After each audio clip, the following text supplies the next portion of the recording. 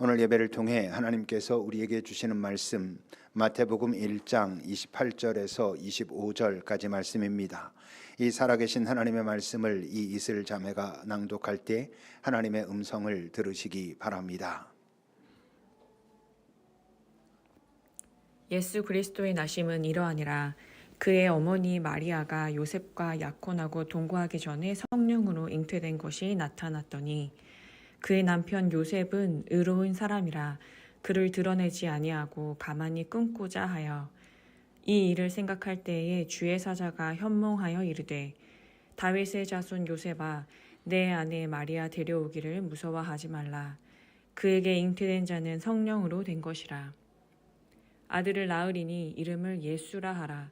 이는 그가 자기 백성을 그들의 죄에서 구원할 자이심이라 하니라.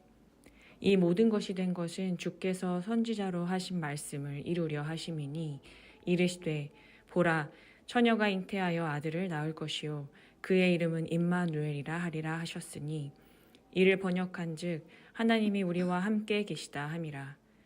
요셉이 잠에서 깨어 일어나 주의 사자의 분부대로 행하여 그의 아내를 데려왔으나 아들을 낳기까지 동침하지 아니하더니 나음에 이름을 예수라 하니라. 아멘. 하나님의 말씀입니다.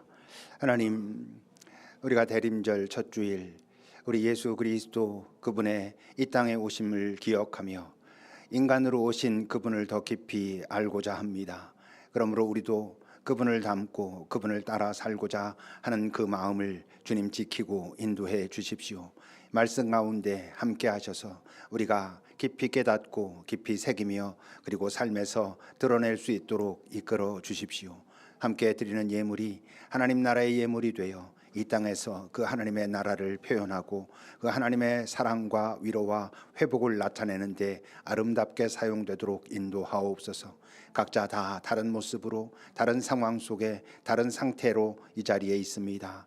주님 한 명 한 명 깊이 만나주시고 만져주시고 오늘 내가 너에게 말하노니 하며 그에게 개인적으로 나누어 주옵소서. 예수님의 이름으로 기도합니다. 아멘. 우리가 지난 주일까지 사도행전 중에서 바울 사도의 1차, 2차 전도 여행까지를 살펴봤습니다. 이제 사도행전에는 3차 전도 여행과 로마로 가는 여정이 남아 있는데 그 전에 잠깐 이 대림절을 시작하면서 이 땅에 오신 예수, 그 예수님의 특히 그 인간적인 어떤 여러 모습들, 그의 고민, 그의 노력, 그의 갈등 이런 부분들을 좀 깊이 살펴보면서 과연 그분은 이 땅에 인간으로 어떤 모습으로 사셨는가 하는 것을 우리 안에 좀 담고자 합니다. 예수님은 이 땅에 오셔서 사셨는데 그분이 이 땅에 사시는 동안 도대체 그는 언제 자신이 하나님의 아들 구원자라는 사실을 인지했을까요? 또는 그 사실을 듣고 처음에 놀라거나 고민하거나 했을 것 같습니까? 만약 그가 이 땅에 태어나는 그 순간 응애하고 태어나는 그 순간부터 이미 그는 아기처럼 보였지만 당신이 하나님의 아들인 것과 구원자로 이 땅에 오셨다는 것을 알고 계셨다면 그 사람이 아닌 것이죠. 인간으로 오셨다고 말할 수가 없겠죠. 성경에 기록되어 있는 12살 때의 사건, 6월절 때 예루살렘에 올라갔다가 가족들은 떠났는데 예수님만 혼자 그 성전에 계셨는데 사흘 동안 헤매다가 찾아가서 찾았다고 한참 걱정했다고 그러니 내가 아버지 집에 있어야 할 줄을 모르셨습니까? 라고 했던 그 이야기는 그가 정말 하나님의 아들 구원자임을 인지하고 계셨기 때문에 하셨던 말씀일까? 만약 그런 어린 시절을 지냈다면 그는 어떤 정체성의 혼란 같은 것들이 있을 수밖에 없지 않겠습니까? 그걸 알면서도 전혀 정체성의 혼란도 없이 한 명의 인간으로 한 명의 신으로 그렇게 살았다면 그건 정말 우리와는 너무나 다른 그런 존재겠지요. 아마도 그가 그 하나님의 아들 구원자로 이 땅에 왔다는 사실을 처음 들은 건 그의 어머니로부터 들었을 거고, 왜냐하면 그의 어머니만 그것을 정확하게 아셨던 분이니까.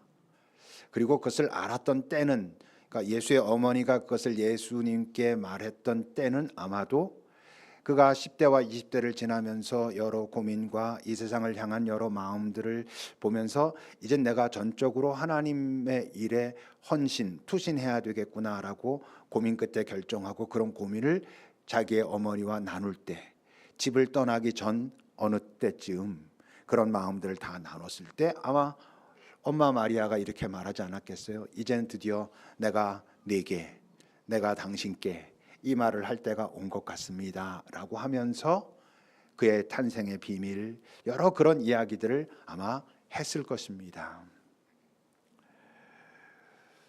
누가복음 2장을 여러분 보시면, 듣는 자가 다 목자들이 그들에게 말한 것을 놀랍게 여겼다. 이 장면은 어떤 장면이냐면, 예수님이 지금 말구유 위에 태어나신 거예요. 근데 그때 그 들판에 있던 목자들이 그런 천사의 이야기를 듣잖아요. 지금 다윗의 동네에 구원자가 나셨다. 그에게 가서 경배하라 라는 얘기를 듣고 지금 목자들이 와서 경배한 거거든요. 근데 다른 사람들은 다 그 이야기를 들으면서 놀라고 이게 무슨 소린가 하는데, 예수의 엄마만 마음에 새깁니다. 저게 무슨 뜻이겠어요? 그의 그 여러 잉태 때부터 모든 상황을 알고 있던 엄마가 이게 결국 이렇게 됐고 이런 식으로 지금 시작되고 있구나라는 것을 느꼈다고 하는 거지요. 그 51절도 보십시오. 예수와 함께 내려갔다라는 얘기, 예수께서 함께 내려갔다는 얘기는 지금 말했던 12살 때 그 예수님 잃어버렸다가 다시 찾아서 다시 이제 자기네 집 나사렛으로 가는 것입니다. 그랬을 때 예수님은 순종하면서 부모를 잘 받드셨다. 그리고 어머니는 그 모든 말을 마음에 두었다. 어떤 얘기? 아까 말했던, 내가 아버지 집에 있어야 할 줄을 어머니 모르셨습니까? 라고 하는 그것에 더 깊은 의미를, 어쩌면 예수는 그 말을 하면서도 그것의 진짜 의미를 몰랐을 텐데 어머니는 그게 무슨 뜻인지 아니까 마음에 잘 새겼다. 그러니 여러분, 예수님께서 세례 요한에게 세례를 받고 광야에 나가서 40일 동안 머물렀을 때 가장 깊이 했던, 점검했던 게 뭐였겠어요? 자기가 지금 알게 된 그 자기의 정체성을 확인하고 하나님 앞에서 그것을 다시 한번 점검하고 하는 시간을, 그 40일 동안 그동안의 삶과 어떤 다른 차원의 삶을 살아야 한다는 것을 하나님 앞에서 아마 나누는 시간이었을 것입니다. 그러니 아마도 그냥 정말 한 인간으로 살았던 그의 그 공생애 전까지의 그런 삶, 그 삶에서 가장 큰 영향을 받을 수밖에 없었던 사람들은 당연히 그의 부모였을 것입니다. 물론 예수님의 그 12살 때의 하나의 에피소드를 보면 그는 분명히 특별한 친밀함을 하나님과 가지고 있었어요. 특별한 친밀함을 가지고 있었지만 그것은 소위 성부 성자의 친밀함이라기보다는 한 인간 예수의 그 하나님과의 그런 어떤 특별한 친밀함이었지, 뭐 성부 성자 소위 삼위일체로서의 어떤 친밀함은 아니었던 것이죠. 그러니 그에게 영향이 깊게 새겨질 수밖에 없었던 그의 부모는 과연 어떤 사람들이었을까? 우선 그의 엄마 마리아, 예수님의 육신의 어머니 마리아, 그분 한 분만 예수님이 하나님의 아들 구원자로 이 땅에 오셨다는 것을 단 한 번도 의심하지 않았던, 의심할 수 없었던, 자기가 그런 기적을 통해서 아기를 잉태했었으니까 유일한 인간이 어머니 마리아죠. 실제로 요셉도 그것을 받아들였지만 당황하고 뭔가 의구심을 품고 이런 적이 있었거든요. 어머니만 그러지 않았어요. 근데 어때요? 바로 그런 분을 잉태하고 그런 분을 낳아서 길렀기 때문에 한 인간으로서는 진짜 아픈 삶을 살게 되었죠. 누가복음 2장 34절 보면 시몬이 그들에게 축복했다. 이 장면은 예수님이 낳고 이 땅에 오신 지 8일 만에 그 부모가 데리고 그 율법에 따라 할례를 베풀러 지금 예루살렘 성전으로 간 거예요. 그때 그 메시아를 기다리고 있었던 노인 시몬이 그들이 온 것을 보고 알아봅니다. 그리고는 아기를 들고 축복하면서 하는 소리예요. 그의 어머니 마리아에게 말합니다. 지금 이 아기는 이스라엘에 있는 많은 사람들을 패하거나 흥하게 하는 그래서 결국 비방을 받는 그 표적이 될 그런 악이다 이렇게 말하면서, 그래서 결국 여러 사람들의 마음이 드러날 것이고 이를 조롱하고 공격하고 이런 사람들이 많을 것이기 때문에 그것을 보는 너의 마음은, 마리아 엄마 너의 마음은 칼로 찌르는 듯한 그런 아픔을 이 땅에 사는 동안 겪을 수밖에 없을 거야 라고 말하고 있지요. 실제로 그 어머니이면서도 뭔가 어떤 부분 넘어설 수 없는 어떤 영역이 있었고, 그렇기 때문에 그 예수의 일생 동안, 특히 공생애를 시작하고 난 다음에 그 일생 동안 그 예수 자신의 육신의 아들인 그가 당하는 여러 어려움과 아픔을 더 다가설 수 없었던, 그래서 더 아팠던 그런 여인의 삶을 살았던 거지요. 근데 그 여인에게, 그 마리아에게 정말 선물 같은 시간이라면 어떤 시간이겠어요? 예수께서 십자가에서 그 처참한 죽음을 당했지만 부활하시고 난 다음에 그 모습이 정말 그 어머니 마리아에게는 선물 같은 시간일 텐데, 근데 어떠냐 하면요, 그 복음서에는 어디에도 예수님의 부활 기사에 예수의 어머니는 등장하지 않아요. 여러분, 예수님께서 부활하신 후에 500명 넘는 사람들에게 나타났다고 기록되고 있잖아요. 근데 그분이 당신의 어머니에게 찾아가서 자기와 그 어떤 이야기, 어떤 마음들을 나누지 않았을 리가 없거든. 근데 그 장면은 등장하지 않아요. 그건 저자의 의도도 있겠지만 아마 예수의 어머니 마리아의 어떤 그분의 마음, 그분의 침묵, 어떤 나의 역할은, 그의 육신의 엄마로서의 나의 역할은 십자가 아래까지라고 아마 생각하셨던 것 같아요. 부활하신 그분은 나의 아들이 아니라 나의 주님, 나의 하나님, 나의 구원자이신 분이기에 나는 여기에서는 이제는 뒤로 물러서겠다, 이러신 게 아닌가 싶어요. 십자가 아래 비했다, 비탄, 비통, 그 비통도 있고 또 어떤 마음도 같이 있었겠어요?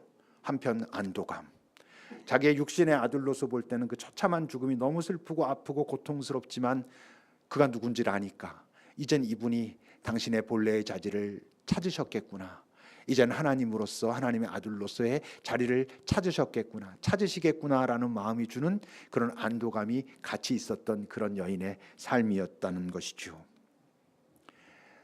소위 수태고지라고 알려져 있는 그가 잉태하는 것을 천사로부터 들을 때, 그때도 그는 참 대단한 모습을 보여줍니다. 누가복음 1장 26절부터 보십시오. 여섯째 딸이라고 하는 것은 그의 친족인 사촌인 언니 엘리사벳이 누구예요? 세례 요한의 엄마예요. 그러니까 세례 요한과 예수님은 친척 관계였어요, 원래부터. 그러니까 아마 어렸을 때도 알았던 그런 관계였을 겁니다. 근데 그 여섯째 딸이라는 것은 엘리사벳이 임신한 지 6달이 된 거예요. 그때 이제 천사 가브리엘이 하나님의 보내심을 받아 마리아에게 갑니다. 그래서 말하는 거예요. 요셉이란 사람과 약혼한 처녀였는데, 그 결혼을 앞두고 있는 사람이었는데 가서 뭐라 말하냐면, 은혜를 받은 자여 평안할지어다, 주께서 하나님이 지금 너와 함께 계시다라고 말해요. 이 음성을 처음 이렇게 들었을 때는 아, 하나님 감사합니다라고 정말 은혜롭게 생각했을 거예요. 이 여인이 지금 이 얘기를 들을 때 뭐 하고 있었을 것 같아요? 기도 중이었을 거예요. 기도하는 중에 하나님의 그 천사를 통해서 주시는, 참 네가 평안하라, 네가 하나님의 은혜를 받은 자다, 주께서 너와 함께 하신다, 좋은 얘기잖아요. 근데 지금 이 기도하는 자리에 있었다면 이 여인이 기도했던 내용의 주 내용은 뭐였겠어요? 약혼한 여자잖아요. 결혼을 앞두고 있는 여자잖아요. 그러니까 지금 이 여인이 기도하고 있었던 주된 내용은 앞으로 내가 요셉과 결혼하게 될 텐데 이런 가정을 꾸릴 수 있도록 인도하소서, 하나님을 더 잘 사랑하고 자녀들을 낳으면 어떤 자녀가 되게 하시고, 이 기도가 내용이 아마 주된 내용이었을 거예요. 그러니까 이거 은혜가 있고 너와 함께 하시도다 하니까 아, 감사합니다 했을 텐데, 근데 그 다음에 어떻게 됩니까? 30절부터입니다. 천사가 말합니다. 마리아여 무서워하지 말라, 네가 하나님께 은혜를 입은 게 맞아. 이제 네가 잉태하여 아들을 낳을 텐데 그 이름을 예수라 하라 그래요. 아무도 원치 않는 은혜죠. 누가 저런 은혜를 원해요? 지금 약혼하고 결혼을 앞두고 있는 여인에게 네가 지금 그와 동거하기 전에 성령이 네게 함께 하셔서 네가 아기를 낳게 될 거야. 이 이야기가 뭘 원할 만한 은혜겠어요? 이게 뭐가 좋은 이야기겠어요? 그래서 여인이 어떻게 합니까? 34절입니다. 마리아가 천사에게 말합니다. 나는 남자를 알지 못하는데 어떻게 이런 일이 가능합니까? 여러분, 이 여인이 지금 그런 이야기를 듣고 이런 질문을 하고 있다는, 이런 소통을 하고 있다는 것은 뭘 의미해요? 이 여인이 지금 식별하고 있다는 거예요. 우리의 용어로 사용하면 그 내용이 너무 황당한 이야기니까. 자기가 깊은 기도 중에 어떤 분명히 따뜻한 하나님의 톤을 담고 있는 어떤 음성을 들었는데 그 내용이 너무 황당한 이야기니까 이게 정말 하나님께로부터 온 음성이 맞나? 이 내용이 정말 하나님께서 내게 하고자 하시는 그 일인 게 맞나를 확인하고 있는 것이죠. 다시 말하면 깨어있는 여인이었다는 것이고 매우 깊은 영적인 깊이를 가지고 있었던 그런 여인이었다는 것을 의미해요. 그 말이 황당하다고 해서 함부로 무시하지 않고, 왜? 하나님의 톤을 알고 있었거든. 그렇지만 그 내용이 너무 이상하다고 해서 두려움 가운데 빠지지도 않고 잘 확인해 가고 있었다는 것을 의미해요.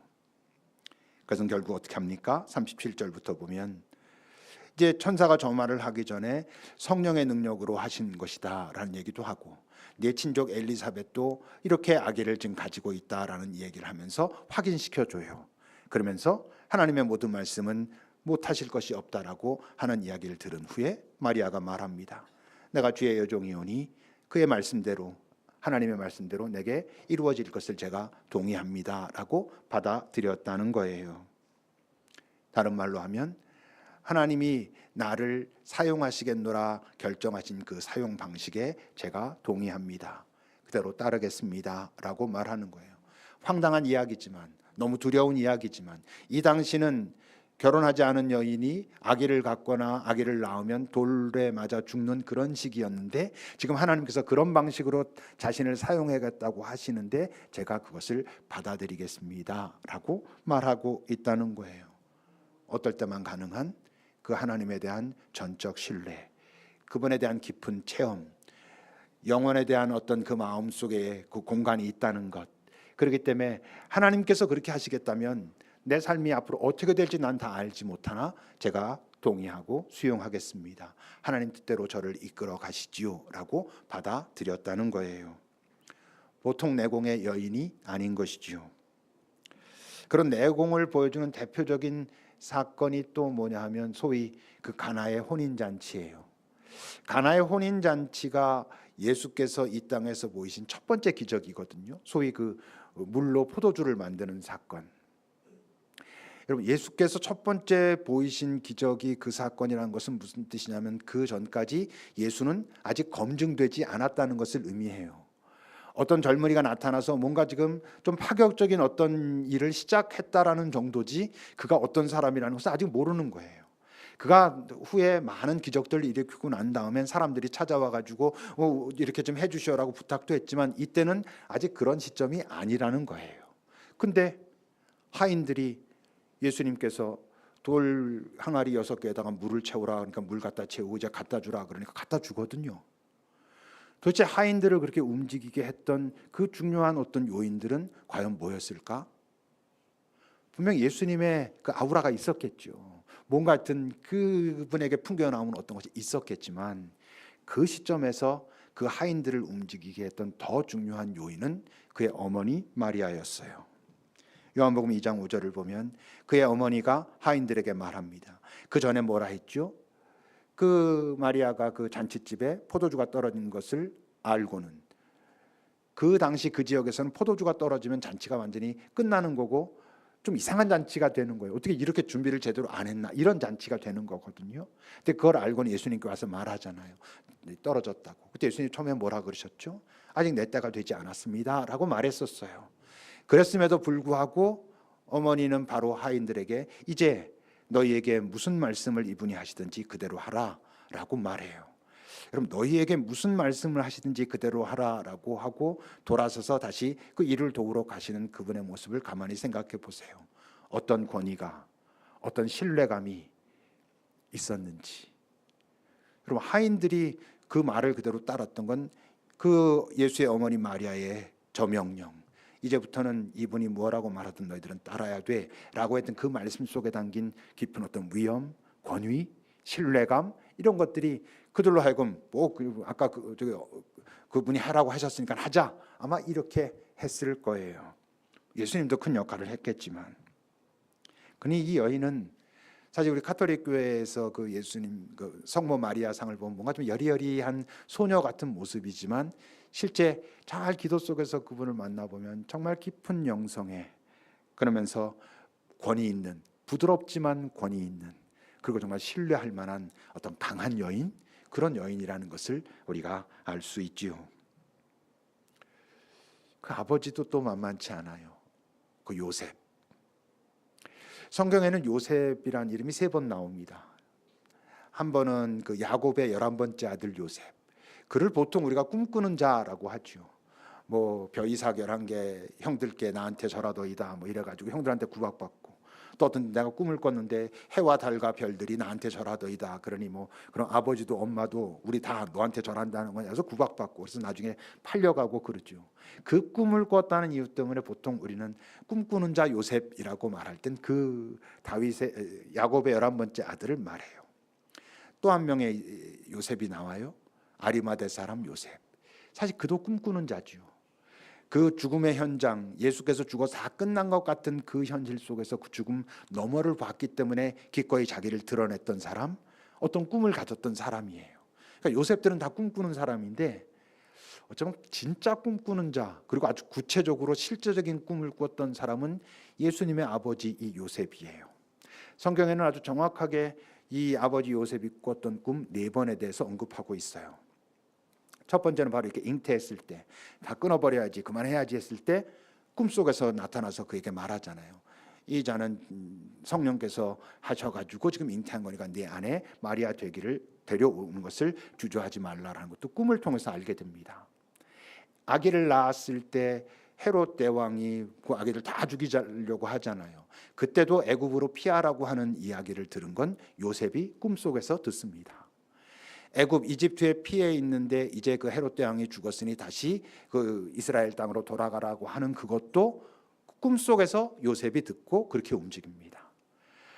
예루살렘으로 가려고 했는데 그때 그 헤롯 대왕의 아들인 헤롯 아켈라오가 아주 그 난폭한 왕이 됐다는 얘기를 듣고 고민하고 있을 때 갈릴리로 가라라고 하는 것을 들은 것도 요셉이 꿈속에서 듣습니다. 그야말로 요셉이야말로 꿈꿨던 사람, 근데 아주 구체적인 이 다음에 한 걸음을 어떻게 내디뎌야 하는지를 정확하게 그 꿈을 통해서 알아챘던 그런 사람이었어요. 오늘도 마찬가지죠. 18절부터 보십시오.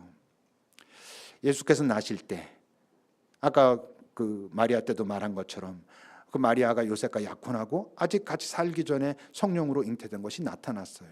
요셉은 저걸 어떻게 알았을 것 같아요? 마리아가 가서 말했겠지. 이런 꿈을 내가 꿨습니다라든지 이런 환상을 보았습니다라든지 아니면 잉태했을 때 내가 잉태했습니다. 근데 왜?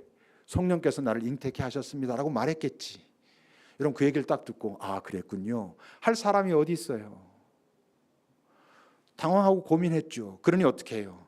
드러내지 않고 가만히 끊고자 했어요. 그런 얘기를 들었지만 그걸 다 믿을 수 없었기 때문에 끊고자 했어요.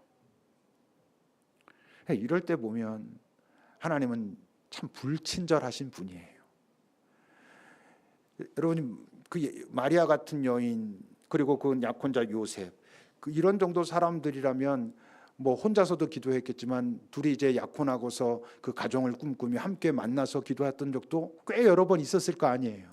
우리가 어떤 가정을 꾸려갑시다 뭐 이러면서 그때 같이 있을 때 말씀하시지. 같이 있을 때 너희들 두려워 말라 하나님의 은혜가 임했고 이제 네 아내 마리아가 성령으로 잉태될 거다. 그러니까 그렇게 먼저 알아라. 이랬으면 요셉이 훨씬 덜 고민하고 갈등도 덜 했을 거고 저 단어 몇 단어로 지금 끊고자 했다라고 했지만 실제 그 상황들은 얼마나 복잡하고 고민과 갈등들이 많았던 시간들을 지낸 후에 그랬겠어요.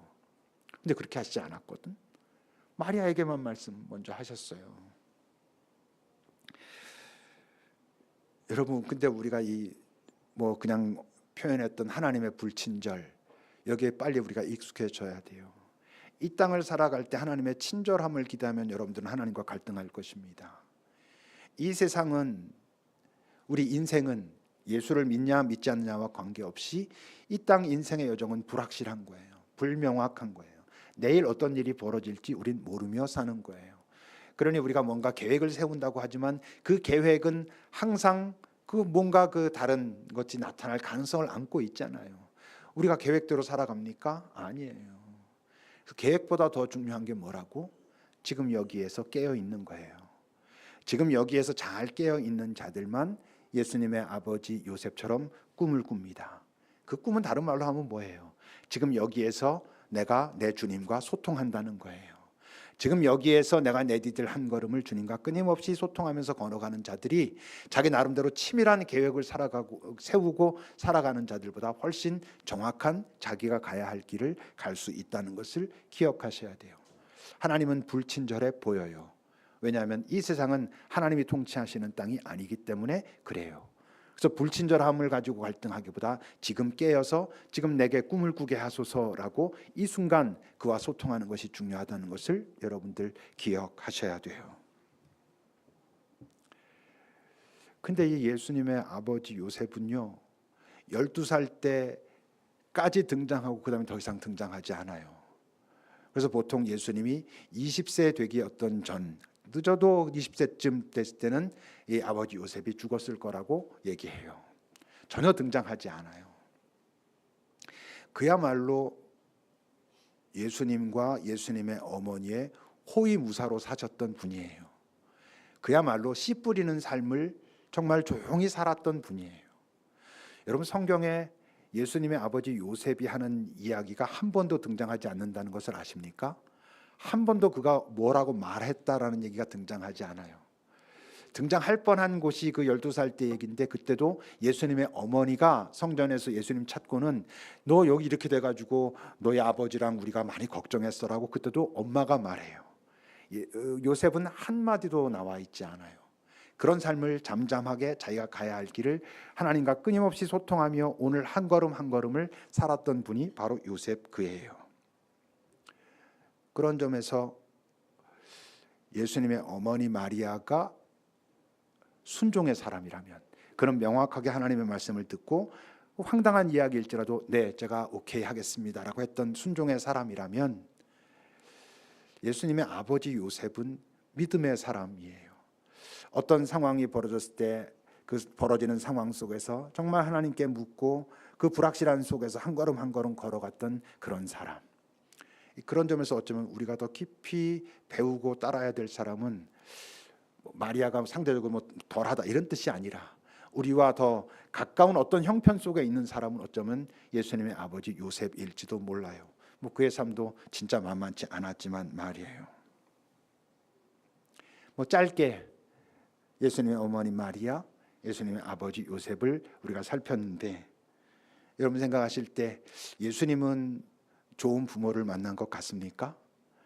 예수님은 좋은 부모를 만났다는데 여러분 동의하십니까? 근데 예수님이 그 동물 우리에서 태어났단 말이에요. 동물 밥통에서 태어났거든요. 뭐 호적하라 그래가지고 그 예루살렘에 갔는데 뭐 그 머물 데가 없었다, 뭐 이렇게 말하는데 그게 여러분 돈이 없었다는 얘기거든요.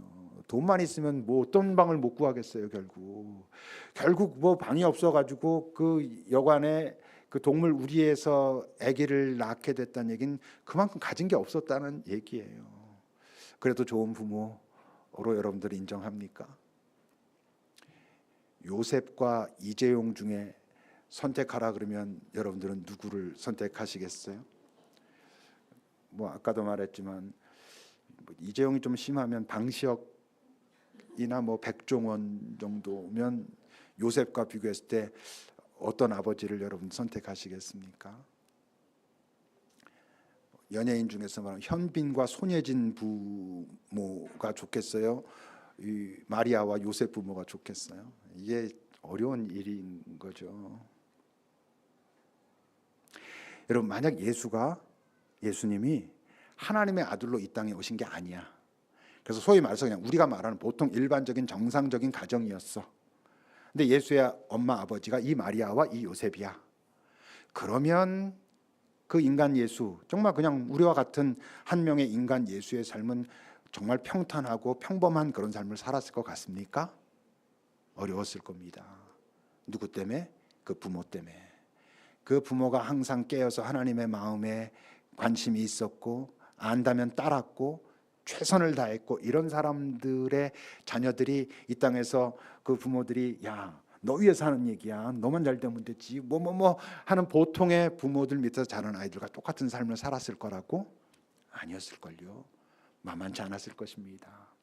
정말 남을 위한 삶을 사는데 점점 물들어갔을 거고 엄마 아버지한테 그것들을 배워가면서 어떤 것을 했을 때 주변에 있는 사람은 항상 생각했을 거고 자기가 조금 더 힘들고 어려울지라도 더 여러 사람들이 행복할 수 있다면 그 삶을 선택하는 삶을 살고자 했을 거예요. 만만치 않은 삶을 살았을 거지요. 좋은 부모라고 하진 않을 수는 또 없지. 요셉과 마리아는 좋은 부모가 아니야 이렇게 말할 수는 없을 거 아니겠어요. 근데 이제 우리는 뭐 솔직하게 말하면 내 부모로서는 조금 부담스럽네 이렇게 되기가 이제 쉽지만, 근데 이게 다 쓸데없는 소리죠. 왜? 뭐 다들 여러분들 부모 결정돼 있잖아요. 여기 뭐 우리가 지금 부모를 바꿀 수 있는 사람이 있습니까?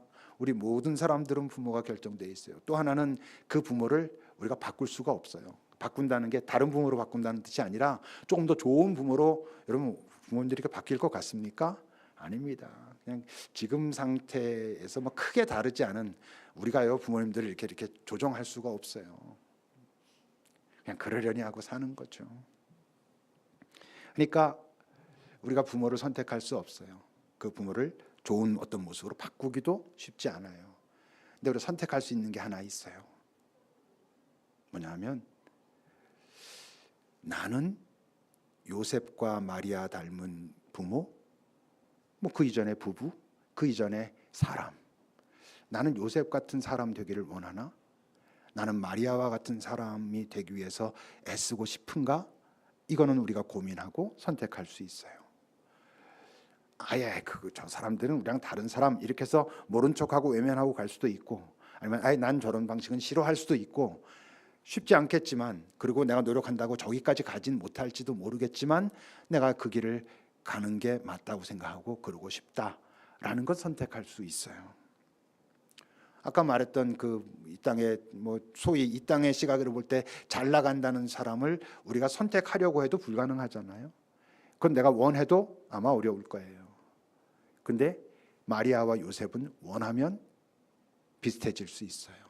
왜? 누가복음 11장은 뭐라고 말했어요? 너희가 악할지라도 좋은 것을 자식에게 주는데 하늘 아버지께서 정말 원한다면, 정말 성령을 원한다면 주시지 않겠냐? 마리아와 요셉은 다른 말로 하면 성령에 충만한 사람들인 거예요. 그래서 그런 모습으로 그들의 삶이 나타난 것이죠. 우리가 성령을 진심으로 원하고 성령을 받겠다고 하는 건 다른 말로 하면 내가 요셉 같은 삶을, 요셉 같은 마음을 가진 자로 살겠습니다라고 하는 뜻이고, 내가 마리아와 같은 마음을 닮아가기를 원합니다라고 하는 뜻이 단순하게 말하면 내게 성령을 부으소서라는 말과 같은 뜻이고, 그것은 원하면 주신다고 했으니까 다른 사람은 되기 힘들어도 마리아와 요셉 같은 사람을 닮아갈 수는 우리 모두가 있다고 하는 거예요. 인간적으로 근데 참 그들을 원하는 건, 그들을 부러워하는 건 쉬운 일이 아니죠. 그건 우리가 사실 다 인정되는 거죠. 근데 이거는 분명하죠. 그들을 부러워하는 그 정도, 그 부러움의 크기가 나의 영혼에 대한 소망, 그 소망의 크기와 비례할 거예요. 내가 그들을 얼마나 부러워하는가 하는 것이 내가 정말 영혼에 대한 소망이 얼마나 진짜인가를 나타내는 게 될 거예요. 내가 영혼에 대한 소망이 점점 견고해지면 견고해질수록 나는 요셉 같은 삶, 마리아 같은 삶, 그 부부 같은, 그 부모 같은 자가 되고 싶어질 거예요. 만약 그렇지 않다면 나는 영혼에 대한 소망보다 이 땅에 대한 소망이 더 크기 때문에 그 사람들 좋아 보이긴 하지만 나는 싫어, 나는 어려울 것 같아, 이렇게 되기 쉬운 거겠죠. 근데 여러분 아세요? 마리아 같은 사람, 요셉 같은 사람, 그들 부부 같은, 그들 부모 같은 자들에게 예수 같은 자녀가 자라나는 거예요. 그들에 의해서 예수가 커갔어요. 꼭 자녀가 아니어도 내가 만나는 사람이 예수 닮아가는 거예요. 내가 요셉 같을 때, 내가 마리아 같을 때, 내가 만나고 내가 섬기는 사람들이 예수 닮아가는 거예요. 이 땅에 가장 소중한 열매는 사람 열매라고 한다면 여러분, 요셉 같은, 마리아 같은 사람들이, 그리고 그들만 예수 같은 사람을 키워내는 거예요. 예수님이 죽음 가운데 부활하시고 승천하셨어요. 그 전에 이미 그 아버지 요셉은 먼저 가 있었잖아요. 이 땅의 질서로 말한다면 예수님이 승천하시고 나서 제일 처음에 찾아간 분은 아무래도 성부 하나님이겠지. 아버지 하나님 찾아가서 인사하고, 우리의 방식대로 말하면 수고했다 뭐 이렇게 해서 뭐 마음을 나누고, 그 다음에 두 번째로 찾아간 사람은 그 아버지 요셉이 아니었을까? 이 땅에서의 입장과는 좀 달라졌겠지만, 저는 예수님이 그 육신의 아버지, 사실 그 땅에서는 당신은 하나님이시고 그는 이 땅에서 살다 온 한 인간, 한 영혼이지만, 저는 예수님이 그에게 깊은 감사를 표현했을 것 같아요. 깊은 존경을 표현했을 것 같아요.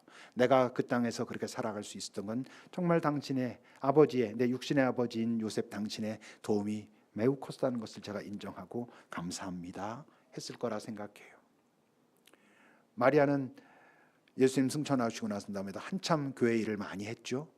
그리고 그가 죽고 갔을 때 저는 예수님이 뛰어나와 마중했을 것 같아요. 내 어머니 참 수고하고 이 땅에 이렇게 오셨습니다 하면서 모르지. 실제적인 모습은 모르지만 중요한 건 하나님이 깊이 감사하는 두 사람. 많은 제자들 다 그렇지만 또 다른 어떤 차원으로 깊은 감사와 존경을 보냈던 두 사람은 아마 이 마리아와 요셉이 아닐까 싶어요. 그런 점에서 여러분, 가톨릭 교회에서 우리가 갖고 있는 오해 중에 하나, 마리아한테 자꾸 기도한다 그런데 마리아한테 기도하지 않습니다. 마리아에게, 성모 마리아에게 우리를 위해서 하나님께, 예수님께 빌어주소서라고 중보기도를 부탁하는 거예요. 우리는 그렇게 하지 않지만, 근데 우리도 누구한테 나 이러 어려운 일인데 나 위해서 기도 좀 부탁해 라고 말하잖아요. 근데 그들에겐, 가톨릭 교회 이제 그런 부분을 인정하는 거예요. 예수님의 어머니가 얼마나 깊이 예수님과 깊은 교제를 했었고, 그렇기 때문에 예수님이 그에 대해서 얼마나 깊은 애정과 감사의 마음을 갖고 있기에 내가 이렇게 구하는 것도 있지만 어머니를 통해서 구하면 예수님의 마음이 좀 더 이렇게 열리지 않을까라고 하는 약간 얄팍한 마음도 있지만, 근데 진심인 거죠. 왜냐하면 그분이 어떤 삶을 살았는지 아니까 그럴 수 있는 거예요. 말한 것처럼 우리가 이제 우리의 부모를 선택할 수 없어요. 그 부모를 변화시킬 수도 없어요. 하지만 우리가 그런 부모가 되고자 하면 가능해요. 어쨌건 지금보단 훨씬 좋은 부모가 하나님께서 보실 때 될 거예요. 좋은 부부가 될 거예요. 그 전에 좋은 한 사람이 될 거예요. 여러분, 예수님의 엄마, 예수님의 아빠, 한 인간이셨던 그 두 사람, 그리고 한 인간을 키웠던 그 두 사람을 깊이 살펴보세요. 그리고 여러분들도 그 사람 되기를 꿈꾸세요. 그럴 때 여러분들 주변에 예수 같은 사람들이 자라날 거예요. 기도합시다.